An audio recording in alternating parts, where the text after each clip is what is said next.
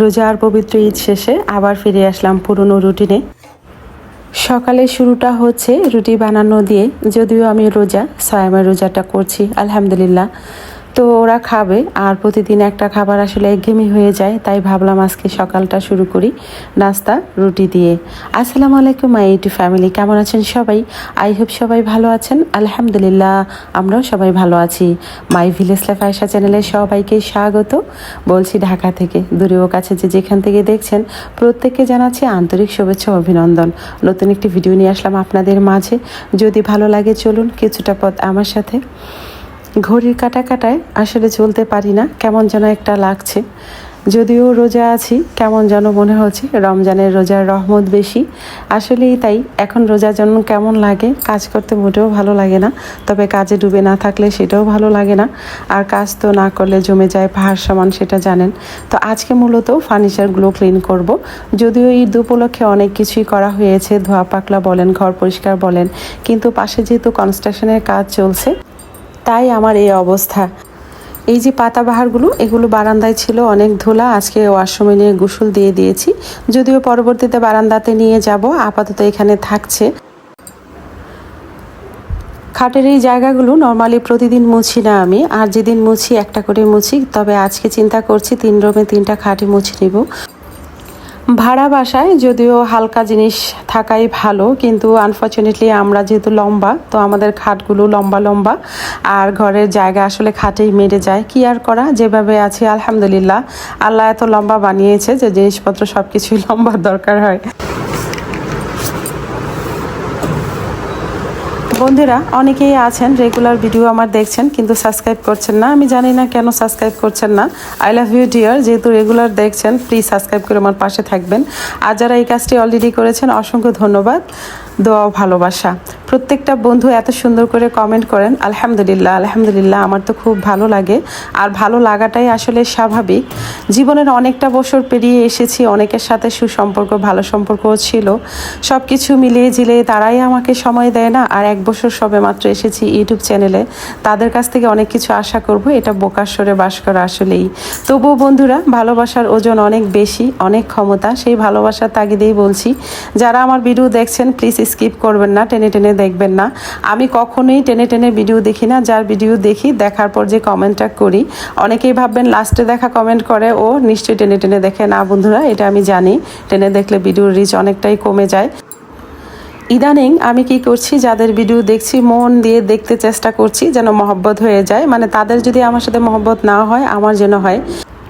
কারণ কি, শিখার কোনো শেষ নেই। অনেকের কাছ থেকে শিখার অনেক কিছুই আছে। আসলে সময়ের ব্যস্ততার কারণে দৌড়ে দৌড়ে যাই, আসলে অন করে রাখি। আমার মনে হয় অন করে না রেখে যতটুকু সম্ভব চোখের সামনে দেখা উচিত। কিন্তু চোখের চিন্তাও করি, চোখ তো আর থাকবে না। ইদানিং কানেও কম শুনছি, চোখেও কম দেখছি। সবই হারিয়ে যাব, ইউটিউব সাফল্য হোক বা না হোক।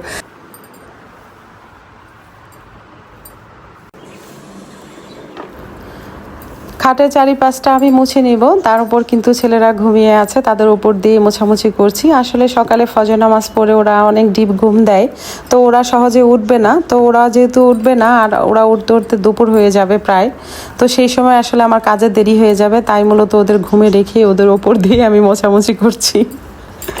আমার মতো কে কে আছেন এরকম বলেন তো? বেশিরভাগ ক্ষেত্রেই দেখা যায় ফজর নামাজ পড়ে কোরআনটা পড়িয়ে আমি শুরু করি কাজ, আর সেই সময় তো ওরা গভীর ঘুমে।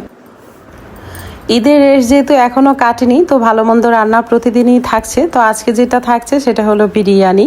সহজভাবে বিরিয়ানিটা করব, অনেকটাই করে রাখছি যেন পরবর্তীতে ওরা খেতে পারে। আসলে হয়েছে কি, কাজবাজ শেষ করে মাঝখানে একদিনের জন্য চলে গিয়েছিলাম গ্রামে, জরুরি কাজে চলেও এসেছি যদিও।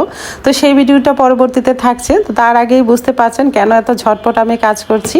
আসলে কাজবাজ শেষেই চলে যাব আমি, তাই। তো এই তো কাঁচের জিনিসগুলো রেখে দিয়েছি ধুয়ে, তার মধ্যে জিরাও টেলে নিব বেশটা। কিছু জিরা আমি নিয়ে যাব সাথে করে, আর কিছু রেখে যাব বাসায়। তো যাই হোক, হালকা একটু টালা দিয়েছি। জিরাটা নর্মালি আমি ধুয়ে নিই, আজকেই প্রথম আমি না ধুয়ে জিরাটা এভাবে করছি। বিরিয়ানি খাবে, কিন্তু তার জন্য যে আলাদা করে বাজার থেকে এটা সেটা কিনে আনবে এরকম আমি না। আমার ঘরে যা আছে তাই দিয়ে নর্মালি আমি বিরিয়ানিটা রান্না করি। রান্না একটা শিল্প, একটা আর্ট। মনোযোগ দিয়ে ভালোবেসে যদি রান্না করেন, ডেফিনেটলি রান্না মজা হবে, মাস্ট। আমার প্রিয় আপু ও ভাইয়েরা, আপনারা বিরিয়ানি রান্না করতে পারেন অনেক সুন্দর সুন্দর করে, আমি জানি। তবে আমার যেহেতু এটা রান্নার চ্যানেল না, এটা একটা ব্লগ চ্যানেল, সেভাবে দেখাচ্ছি না। তারপরও কিন্তু অনেক কিছুই দেখিয়ে দিই। মাঝে মাঝে মনে হয় ইউটিউব মামা ভাববে এটা কি রান্নার চ্যানেল নাকি কোনো ব্লগ চ্যানেল। বিরিয়ানিতে যদি টক দই দেই তাহলে আমার কাছে বেশ মজা লাগে, কিন্তু আমার কাছে ছিল না। ওই যে বললাম, যা আমার ধারে ছিল তাই দিয়ে দিয়েছি। এখানে গুঁড়ো দুধ গিয়েছে, তারপর আপনার সস গিয়েছে, লিকুইড দুধ গিয়েছে, এরকমভাবে অনেক কিছু দিয়েছি। সকালটা তো ভালোই ছিল, ওভাবে রোদ্র দেখা যায়নি। বিরিয়ানি রান্না শেষ, ভীষণ পরিমাণে গরম। এর মধ্যে ইলেকট্রিসিটি কয়বার গিয়েছে আসলে গুনে দেখিনি। এখানে ইলেকট্রিসিটি গেলে দমটা বন্ধ হয়ে যায়। পানির তো কোনো প্রবলেম নেই যেমন গ্রামে হতো, বাট এখানে প্রবলেম, লিফট দিয়ে নামা যায় না কারণ লিফটটা বন্ধ থাকে। যারা প্রথম আজকে আমার ভিডিওটি ওয়াচ করছেন, ভিডিওর কোনো অংশ যদি আপনাদের ভালো লাগে, কথাও কাজ মন ছুঁয়ে যায়, তাহলে সাবস্ক্রাইব করে আমার পাশে থাকতে পারেন। আমার কণ্ঠের কথা কি আর বলবো, রোজা থেকে যেহেতু বয়সটা আমি দিচ্ছি, রংধনুর মতো 7 রং হচ্ছে আমার কণ্ঠের মধ্যে। নিজেই কনফিউজড হয়ে যাচ্ছি, আর আপনারা কি বুঝবেন অবশ্য মানিয়ে জানিয়ে নিন প্লিজ। যেহেতু 3 পট আমি চাল নিয়েছি, তার ঠিক ডবলই দিয়ে দিব 6 পট চাল। কিন্তু এর মধ্যে কথা আছে, ওই যে গোস্তের সাথে একটু জল ছিল যে, সেজন্য আসলে একটু মাখো মাখো হয়ে গিয়েছে।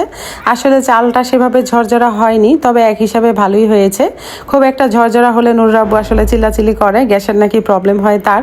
কিন্তু আমার কিন্তু ঝরঝরা খুব পছন্দ, একদম ঝরঝর হবে, একটার সাথে একটা লাগবে না। সে খাবারটা খেতে আমার ভীষণ ভালো লাগে। তো যাই হোক, মোটামুটি খারাপ হয় না, স্মেলেই বোঝা গিয়েছে। সবাই ঘুম থেকে উঠে গিয়েছে এবং বলতেছে বিরিয়ানি রান্না করছো মা। আর মেজো ছেলে বলতেছে মা বাহিরেও গরম ভেতরেও গরম। কিছু মানুষের মতো প্রকৃতিও আজকাল রূপ বদলাচ্ছে। সকালে উঠে দেখি ভালোই ওয়েদারটা ছিল, তারপর তো বাঘের মতো রৌদ্র উঠেছে। আর তার দরুন এই পরিমাণ গরম, কি বলবো।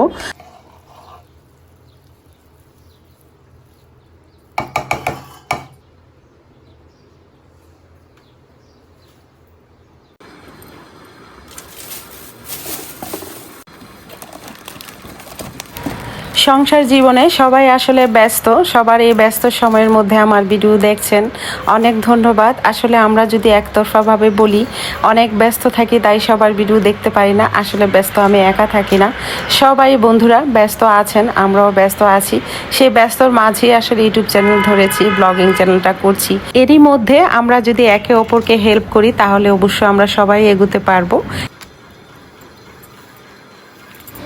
কেয়ামতের কিছু লক্ষণ আছে, তার মধ্যে ছোট কিছু লক্ষণ, বড় কিছু লক্ষণ, সব লক্ষণই মোটামুটি কম বেশি জানা। তবে এখন দিন দিন যেন সেগুলো দেখছি চোখের সামনে। গত ভিডিওতে দেখেছেন আমি বেড়াতে গিয়েছিলাম, মানে আমরা সবাই। তো রাস্তার মধ্যে দেখলাম একটি ঘটনা, দেখে আমার মনটা খুবই খারাপ হয়ে গেল। মানুষের বিবেক শুনেছি কিয়ামত আসলে আস্তে আস্তে আকাশের ওপরে নিয়ে যাবে, এখন হয়েছে তাই। আশেপাশে অনেক লোকজন ছিল দাঁড়িয়ে তামাশা দেখছে, আর 2-3জন লোক মারামারি করছে। একটা ছেলেকে 2টা ছেলে মিলে মুখের মধ্যে মাথার মধ্যে ক্রমশ ঘুষি আর ঘুষি মারছে। এমনভাবে মানুষ মানুষকে মারছে আর আশেপাশে তামাশা দেখছে। মানুষের বিবেক আসলে আজ কোথায় আমি জানি না। চোখের সামনে যে ঘটনাটা সেটা আসলে বিশ্বাস করতে পারি না, যেটা শোনা কথা সেটা তো আলাদা। কয়েক মাস আগে যারা পুরনো ভিডিও আমার দেখেছেন তারা জানেন আমি কক্সবাজার গিয়েছিলাম। যখন আমি ফেরার সময় হয়েছে তখন রাতে সবাই মোটামুটি ঘুমিয়ে আছে, হঠাৎ করে আমার চোখটা খোলা হয়েছে। আমি পাশে প্রকৃতি দেখছি, প্রকৃতি দেখতে বরাবর মতো আমার পছন্দ, তাই জানালা দিয়ে মুখটা কিছুটা বের করে বাহিরটা দেখছি। দূর থেকে দেখা যাচ্ছে আবসা আবসা, পুরোটা বোঝা যাচ্ছে না। একটা লোককে খুব মারছে, বড় একটা ছুরি দিয়ে আসলে কোপাচ্ছে, আর ব্লাডও বের হচ্ছে। আমি হতভম্ব হয়ে গেলাম। আমি কাউকে দেখার বা কাউকে ডাকার সুযোগও পেলাম না। আমি কিছুটা স্তব্ধ হয়ে গিয়েছি। আমি কাউকে বলে বুঝাতে পারবো না, আমি কাউকে ডাকতেও পারছি না, দেখো কি অবস্থা, দাঁড়াও, লোকটাকে বাঁচাও। কিন্তু আমাদের ড্রাইভার দেখেছি কিনা আমি জানি না। আপনারা জানেন কক্সবাজারে যে গাড়িগুলো থাকে ওনারা দ্রুত চালায় খালি রোডে, আর যেহেতু রাতের বেলা হয়তো লোকটা দেখেছে, কিন্তু সে গাড়িটা আর থামায়নি। আমি জানি না সঠিক লোকটা দেখেছি কিনা, তবে দেখার তো কথা।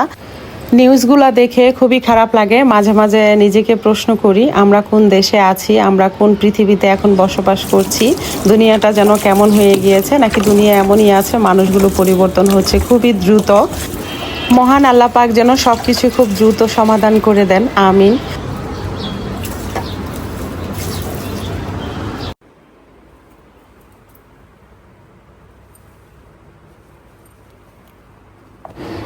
যেহেতু এই পাপোশটা নষ্ট হয়ে গিয়েছে তাই মূলত পাশের দোকান থেকে কয়েকটা পাপোশ রাতে এনে রেখেছিলাম, তো সেগুলো এখন বিছিয়ে দিব পরপর। বিশেষ করে ওয়াশরুমের সামনে হালকা পাতলা পাপোশ থাকলে ধুইতে আরাম, মানে কিছুদিন পরপর ধোয়া যায়, শুকিয়েও যায় খুব আর্লি। আর ভারী পাপোশ হলে তেমনভাবে শুকোতে চায় না।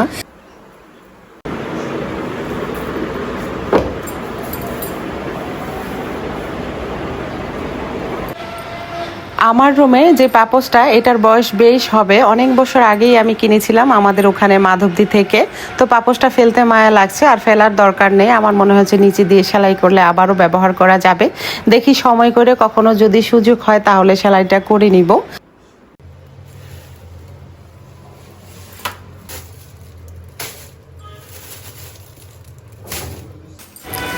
গ্রাম থেকে ঘুরে আসলাম, মাত্র একটা দিনের জন্য গিয়েছিলাম একটা জরুরি কাজে। তো যাই হোক, নুরের আব্বু সদাই নিয়ে আসলো, এগুলো আসলে ধুয়ে টুয়ে পরিষ্কার করে নিব।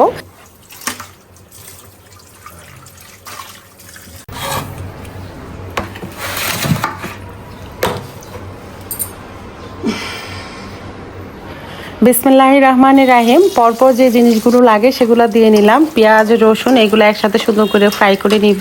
এইদিকে ডাটা আর আলু বয়েল বসিয়ে দিয়েছি, কারণ ডাটাগুলো আজকাল কেমন যেন বয়েল হতে চায় না।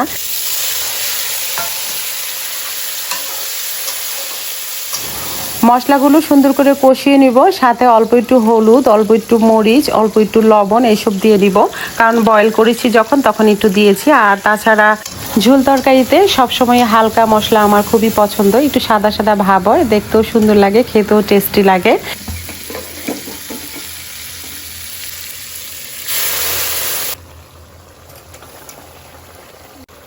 এই পর্যায়ে এসে পরিমাণ মতো পানি দিয়ে দিব। যেহেতু এটা ঝোল তরকারি, পরিমাণটা একটু বেশিই দিব, আপনারা যেমন খান তেমনটা দিবেন। ভালো একটা স্মেলের জন্য কাঁচামরিচ দিয়ে দিলাম, যেহেতু আমার ধারে আজকে ধনিয়া পাতা নেই।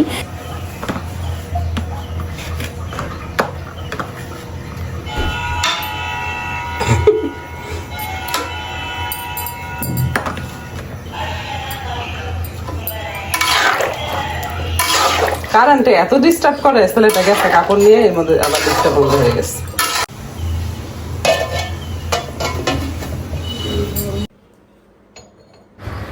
কাচের এই জারগুলোর মধ্যে হলুদ, মরিচ, লবণ রেখেছিলাম, বাট এখন তুলে রেখে দিলাম ধুয়ে, কারণ এগুলা শোয়াপের জন্য ঠিক আছে, কিন্তু রেগুলার বেসিসে রান্নার জন্য আসলে ভালো নেই। তো এই জন্যই রেখে দিলাম ধুয়ে। আর যে গ্লাসটা আমার দেখছেন, এই যে মগটা, এটা আমার অনেক স্মৃতি বহন করে। আমার ছাত্র জীবনে হোস্টেল লাইফে এটা দিয়ে আমি পানি খেতাম। যখন এই মগটা আমি ধরি কেমন যেন ইমোশনাল হয়ে যায়। বন্ধুরা, আমার ভিডিও যদি আপনাদের ভালো লেগে থাকে তাহলে অবশ্যই লাইক, কমেন্ট, শেয়ার করবেন। পাশে থাকা বেল আইকনটি ক্লিক করে দিবেন, যেন নেক্সট ভিডিও পোস্ট করার সাথে সাথে নোটিফিকেশনটি পেয়ে যান। ভালো থাকবেন, সুস্থ থাকবেন, নিরাপদে থাকবেন, পরিবারকে সময় দিবেন, আর হ্যাঁ, অবশ্যই পজিটিভ থাকবেন। আজকের মতো এখানেই রাখছি, দেখা হবে নতুন কোনো ভিডিওতে। আল্লাহ হাফেজ।